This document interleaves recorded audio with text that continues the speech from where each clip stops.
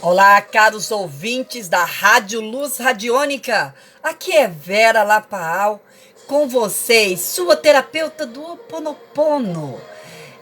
Agora esse horário, vamos acalmar, vamos nos aquietar e vamos nos permitir.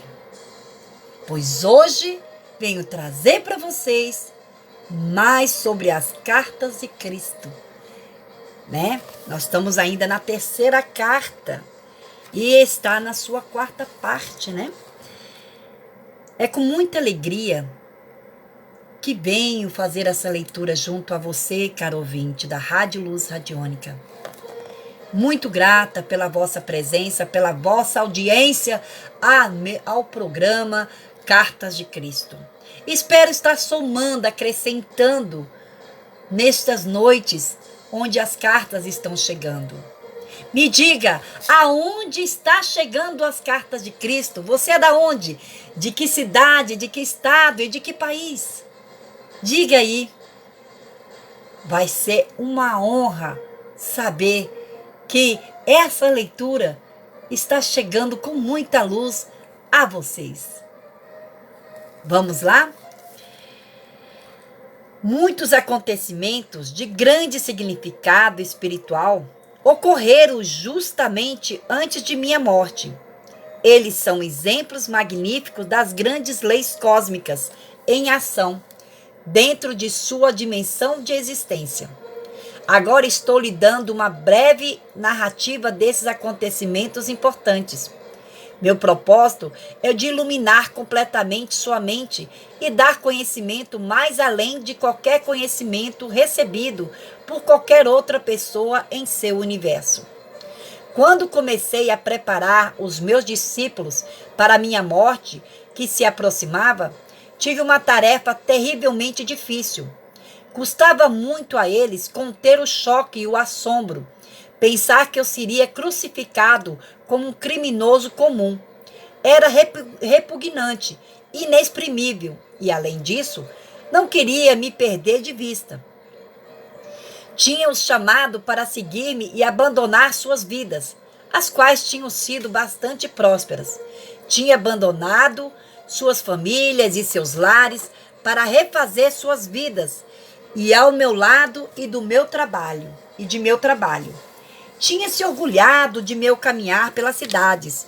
Tinha estado disposto a juntar-se a mim e eram conhecidos como meus discípulos, apesar da rejeição e a dura crítica dos líderes religiosos.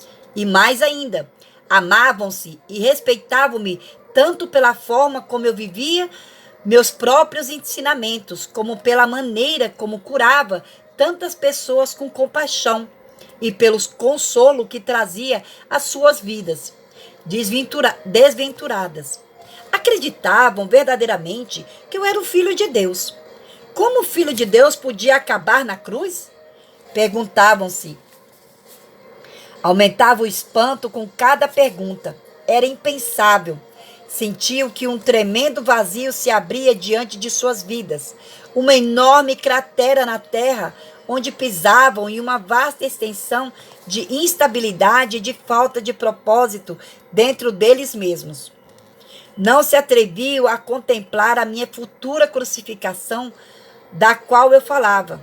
Tal acontecimento destruiria tudo aquilo em que tinham acreditado com todo o seu coração. Desta maneira, meus discípulos resistiam muito fortemente ao que tentava dizer e afirmavam repetidamente que tal coisa nunca poderia ocorrer.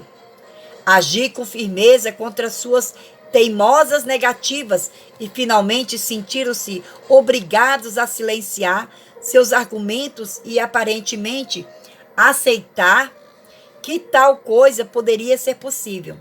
Disse a eles que depois de minha morte me viria de novo e que esperava que continuassem o trabalho que eu tinha começado. A dor e as discussões que eu tinha provocado entre meus discípulos também me afetaram profundamente. Não era tarefa fácil ir a Jerusalém, onde o meu destino me esperava. Acima de tudo, perguntava-me se estaria à altura daquele grande desafio para a resistência. Seria capaz de transcender a condição física e entrar no Pai Consciência Universal, e ali ficar até morrer? Às vezes eu me sentia profundamente assustado diante do Calvário, mas não me atrevia a revelar esse temor aos meus discípulos. Assim, comecei minha última viagem em direção a Jerusalém com grande confusão de sentimentos. Por um lado, estava cansado de curar, falar e ensinar as pessoas que me escutavam, boquiabertas, e não tinha nenhuma real compreensão do que eu tentava dizer. Tinha pensado que meu conhecimento tornaria as pessoas capazes de sair de sua miséria e, pelo menos, estabelecer contato com o Pai e obter um vislumbre do reino dos céus. Não havia nenhuma evidência de tal despertar espiritual, nem mesmo entre os meus discípulos. Meu desapontamento e sentido de fracasso trouxeram-me contentamento ao pensar em abandonar a vida terrena, rumo à gloriosa existência que sabia que me esperava depois da morte. Ao mesmo tempo, perguntava-me como poderia suportar a dor da crucificação. Ao longo de minha missão, meu estado mental era mais ou menos pacífico e consistente, frequentemente em júbilo, com os pensamentos focados no Pai Consciência Amorosa, autor de todo ser, sabendo que bastava pedir e o que pedisse rapidamente seria manifestado. Eu seria capaz de manter minha serenidade quando fosse apresentado diante do conselho, levado para a crucificação, pregado na cruz com meu peso pendurado pelas minhas mãos. Como estava dando lugar a dúvidas e temores, o nível normal das frequências de minha consciência estava baixando. Eu estava descendo novamente as frequências da consciência do plano terreno. Voltei a ser vítima de minha antiga agressividade, que me incitava a atos irracionais, que eu não teria sequer considerado quando estava em meu estado anterior de total harmonia com o Pai Consciência Amorosa. Minhas dúvidas e conflitos se exteriorizavam em minha vida como emoções e impulsos humanos, que eram opostos à lei cósmica do amor. Primeiro aconteceu o episódio da figueira. Tinha fome e fui em direção à árvore. Não esperava verdadeiramente encontrar frutas, porque não era a estação de figos. Ao ver que a busca era infrutífera, amaldiçoei a figueira. 24 horas depois, ela havia murchado até as raízes. Foi uma experiência chocante. Era a primeira vez que minhas palavras tinham causado dano a algo. Contudo, mostrou claramente aos meus discípulos o poder do pensamento para o bem ou para o mal. Demonstrou que quanto mais espiritualmente evoluída é uma pessoa, maior é o impacto de suas palavras no meio ambiente. Aproveitei a oportunidade para explicar aos meus discípulos que eu tinha me comportado de maneira irrefletida, como faz a maioria dos homens e mulheres que, tendo grandes expectativas, não consegue o que quer. Essas pessoas costumam reagir com raiva, lágrimas e até com palavras fortes, que podem ou não significar um desejar mal ou maldizer a pessoa que tenha negado o que eles desejavam. Eles já tinham visto por eles mesmos o que a minha maldição tinha causado à figueira. Agora deveriam compreender que, tendo uma forte convicção, poderia ser concedida a eles qualquer coisa que pudesse desejar ou imaginar, mas também deveriam estar constantemente conscientes de sua própria condição mental e emocional. Não deveriam guardar rancor dos outros, mas sim perdoar rapidamente. Do contrário, poderiam causar muito mal àqueles com quem estivessem ressentidos. Isto seria devolvido a eles no devido tempo, como a colheita do que semearam. E mais ainda, tal como é a semeadura, assim é a colheita. Sabia que o que eu tinha causado à figueira inevitavelmente retornaria para mim de uma ou outra maneira. Então, levei meus discípulos para o templo. Muitos não tinham se passado desde que eu tinha estado lá e sabia que minha visita serviria para desencadear os acontecimentos que levariam à minha crucificação. Algumas pessoas me reconheceram e comecei a ensinar em resposta aos seus pedidos. Foram se juntando mais pessoas e os agiotas se amontoaram, começando a reclamar. Seus gritos e queixas barulhentos interromperam a linha de meus pensamentos enquanto ensinava. De repente, a cólera tomou conta de mim. Havia ali pessoas sérias que me rodeavam e desejavam ouvir palavras de vida, as quais em breve não poderia mais pronunciar. E ali estavam mercadores que viviam vendendo animais para os sacrifícios que não beneficiavam ninguém. Aqueles homens somente traziam dívidas e miséria às pessoas.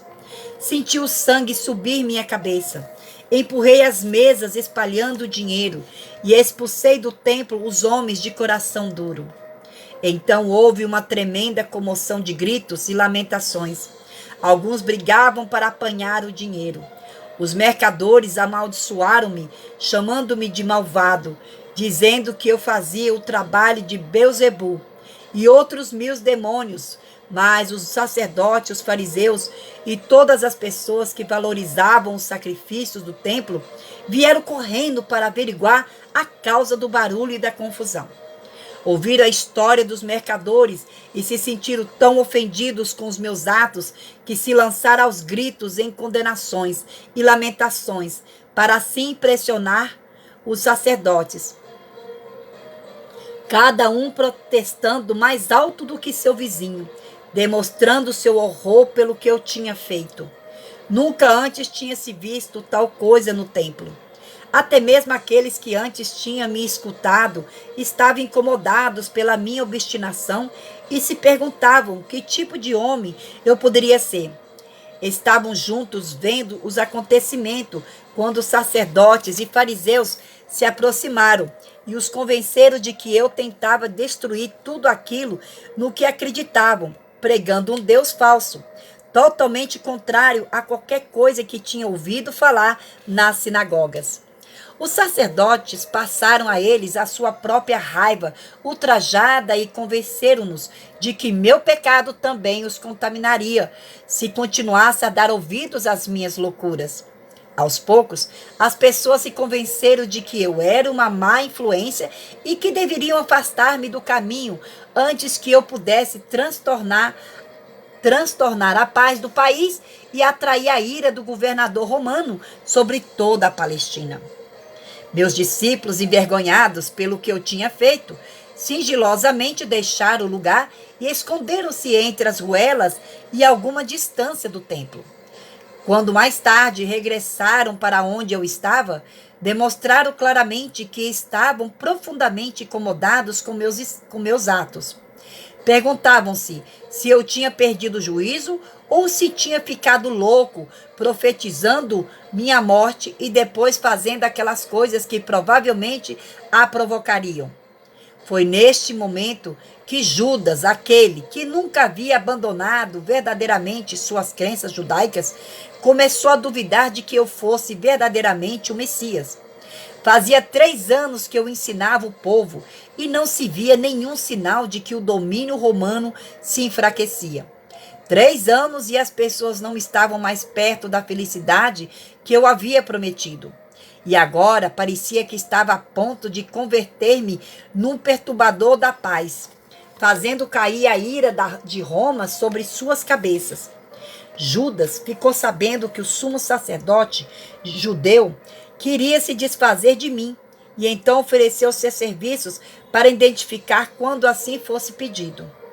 Quando foi a hora de celebrar a Páscoa com meus discípulos, organizei uma ceia com todos reunidos num grande salão.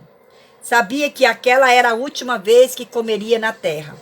Não desejo voltar profundamente à consciência daquela noite. Senti grande tristeza por ter que deixar meus discípulos que tinham me servido tão bem. Com a tristeza, todos os meus temores e conflitos reapareceram. Tive momentos de profunda autopiedade. Senti que ninguém compreendia o que havia procurado fazer pelo meu povo e o sacrifício que estava disposto a fazer por ele.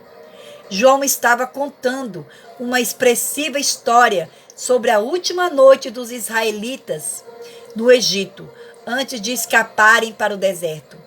Falava das instruções de Moisés ao chefe de cada família para que matasse um cordeiro sem mancha, que os cozinhasse de certa maneira e pintasse com aquele sangue as portas das moradias israelitas, porque naquela mesma noite viriam os anjos para matar todos os filhos primogênitos dos egípcios e o seu gado. Com vivacidade, recordou a agitação dos egípcios ao despertarem e encontrarem o primogênito de cada lar, ensanguentado, sem que nenhum tivesse se salvado. Era o tipo de história horrível que eu rejeitava por não ter nenhum valor para a pessoa que buscava a verdade espiritual mais elevada. Eu me perguntava até que ponto meus discípulos realmente tinham entendido quando eu falava de meu Pai Celestial e seu amor por toda a humanidade. Como podiam entusiasmar-se com o pensamento de anjos matando os primogênitos dos egípcios, quando eu tinha dito com toda clareza que Deus, o Pai, era amor? Mas os judeus sempre haviam se preocupado com o derramamento de sangue para redimir seus pecados.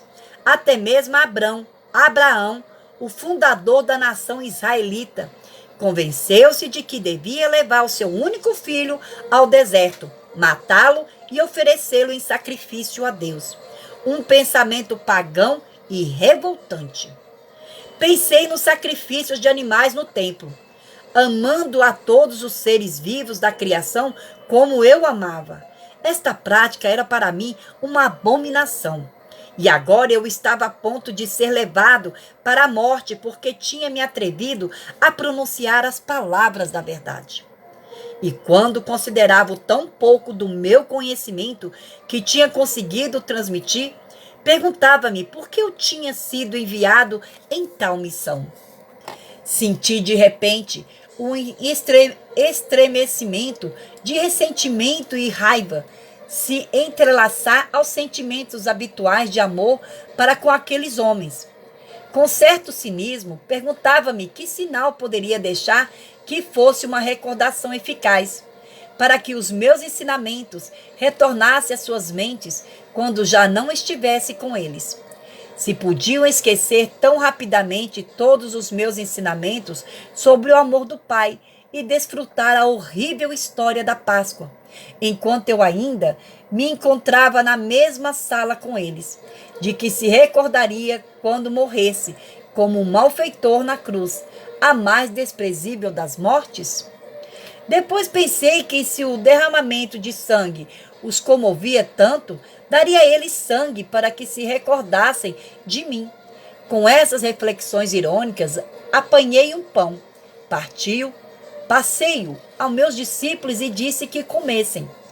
Comparei o pão partido com o futuro de meu corpo partido e pedi que repetissem a partir o pão e o distribuí em lembranças do sacrifício de meu corpo para trazer a verdade.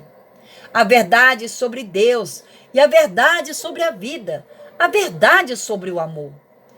Percebendo que eu estava com um humor estranho, pararam de comer, escutaram, pegaram o pão e comeram em silêncio. A seguir, tomei minha taça de vinho e a entreguei, dizendo que cada um devia beber dela, posto que era o símbolo de meu sangue, que logo seria derramado porque tinha me atrevido a trazer a verdade da existência. Vi que meu tom de voz tinha tocado alguns deles. Sobriamente, cada um tomou um gole e depois passou a taça para quem estava a seu lado. Mas ainda não diziam nada. Percebiam que eu estava sério e que já não tolerariam mais discussões. Então eu disse que um deles me trairia. Em segredo, entendia os seus motivos e sabia que ele era uma parte necessária da futura sequência de acontecimentos. Simplesmente cumpria o papel que sua natureza o levava a desempenhar. Eu sabia que ele sofreria muito e senti compaixão por ele, mas guardei estes pensamentos só para mim. Ao mencionar que um deles me trairia, disse a Judas que saísse para fazer rapidamente o que tinha que fazer. Os discípulos despertaram, se perguntando se realmente aquela era a sua última ceia comigo. Havia muita angústia emocional, perguntas, inclusive recriminações por tê-los colocado em tal armadilha. Outra vez, perguntaram-se o que faria de suas vidas depois que eu me fosse. Perguntavam-se qual seria seu lugar na comunidade se eu fosse crucificado. As pessoas zombariam deles, queixavam-se, ninguém voltaria a confiar no que dissessem. Profundamente entristecido pela resposta egoísta diante de minha situação, assegurei a eles que não tinha que temer por sua própria segurança. Deveriam abandonar-me e não haveria ligação entre eles e a minha crucificação. Sugeri que depois de minha morte se dispersassem e voltassem para a Galileia. Pedro comoveu-se profundamente e reagiu, com violência, negando que algum dia me abandonaria. Mas, é claro, foi o que ele fez. Mesmo depois de todo o amor que tinha por meus companheiros e de tudo o que desejava obter para eles, naquele momento de minha própria necessidade, ainda encontrava total falta de compreensão, até resistência. Sua única preocupação era sobre o que poderia acontecer a eles. Não houve nenhuma palavra amável, oferecimento de alguma ou angústia pela minha dura prova futura. Como era duro o coração humano, pensei. Quantos penosos séculos teriam que passar antes que a humanidade pudesse ir mais além de sua própria dor e sofrimento para sentir talvez uma faísca de amor e compaixão para com os outros desafortunados que se encontrassem numa situação pior do que a deles?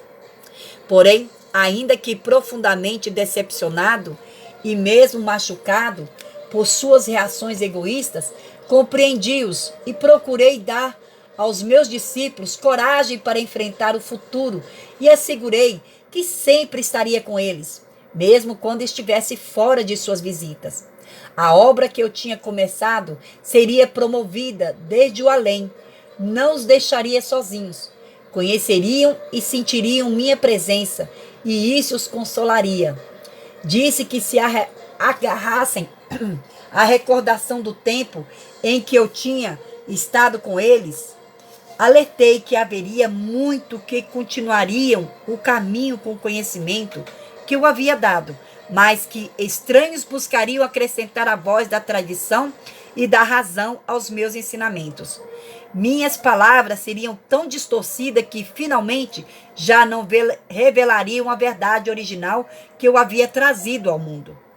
Quando disse que isso aconteceria, afligiram-se. Foram mesmo tomados pelo pânico. Fiquei aliviado ao ver que meus ensinamentos não tinham sido em vão, apesar de tudo, que não tinham entrado em ouvidos totalmente surdos. Pediram-me que contassem mais, mas levantei as mãos e disse que isso era tudo o que eu podia dizer.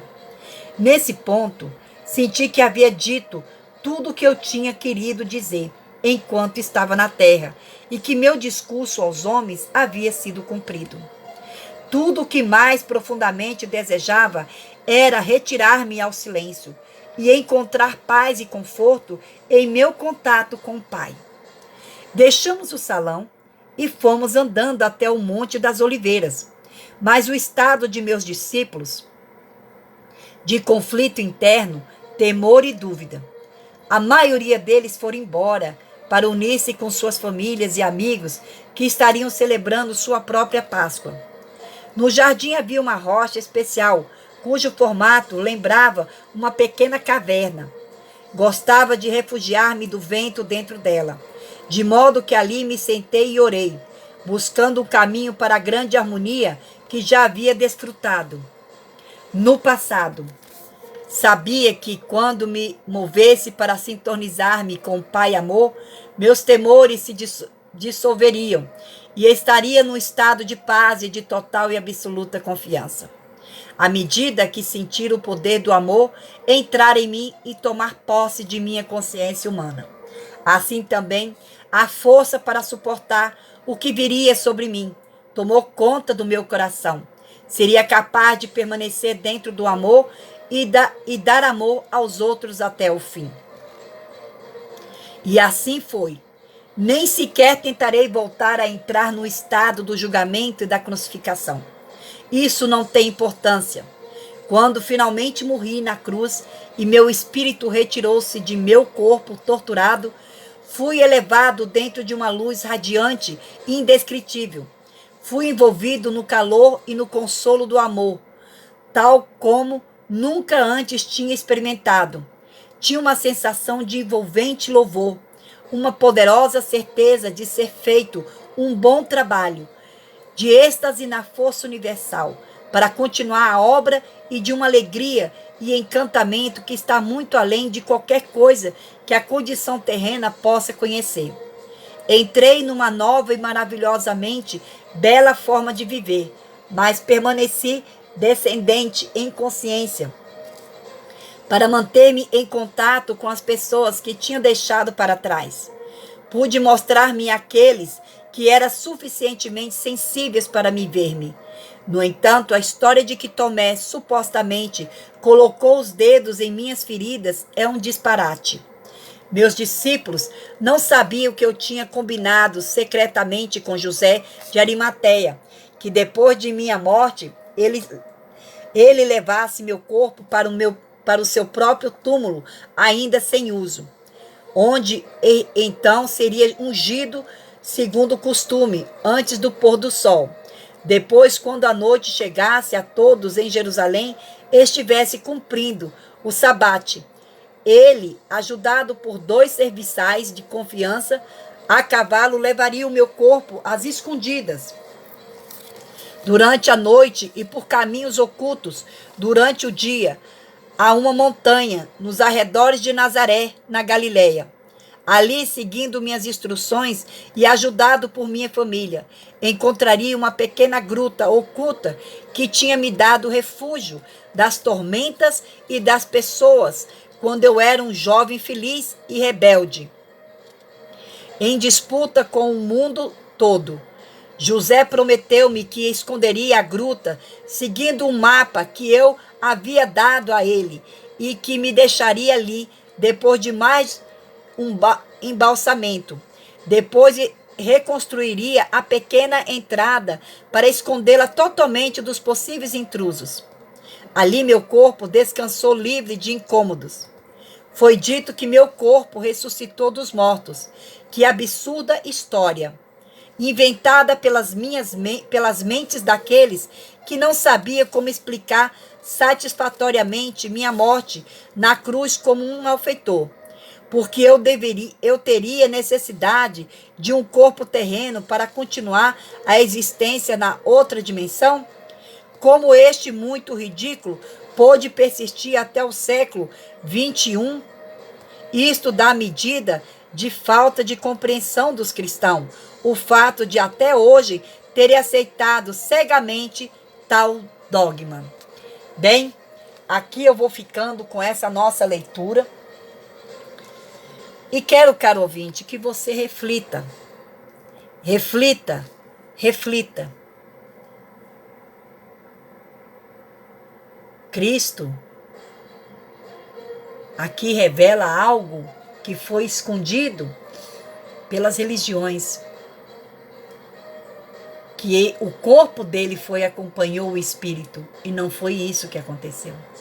O corpo dele ficou. Eu vou dizer por quê. Ele disse que ele não veio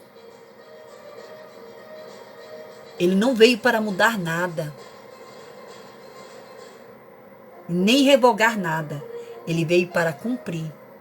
Lá em Gênesis, fala-se muito que tudo nós temos que prestar contas à terra.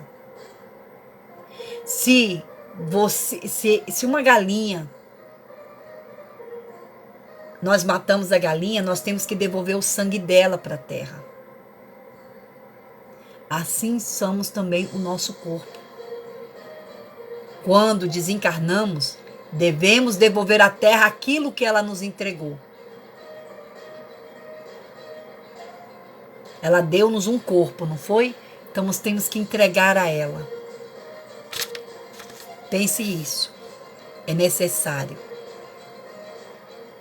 Por isso que Cristo, ele cumpriu. O corpo dele não foi. Simplesmente, o corpo dele foi mudado de túmulo.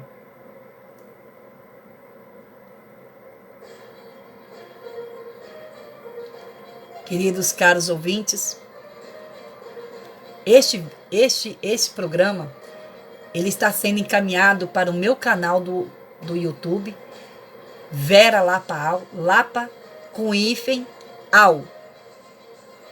E você pode estar ouvindo novamente e encaminhar para os amigos, colegas, parentes que precisam saber disso. Essas cartas é o próprio Cristo. Ele preparou 40 anos um canal. Um canal é uma pessoa. Olha, 40 anos para que ela pudesse estar preparada para canalizar essas mensagens de Cristo. Ele usou a mente dela para poder ela escrever. Receba, é um grande presente para seu crescimento e para sua evolução. Nós também temos um canal no YouTube, Rádio Luz Radiônica, onde também tem todos os programas da rádio, estão lá reprisados para você estar ouvindo novamente. E aqui eu fico com todos vocês. Eu desejo a vocês uma boa noite de sono, que ela seja revigorante e de grande conhecimento. A paz começa comigo. A paz começa contigo. E juntos somos mais. Aloha!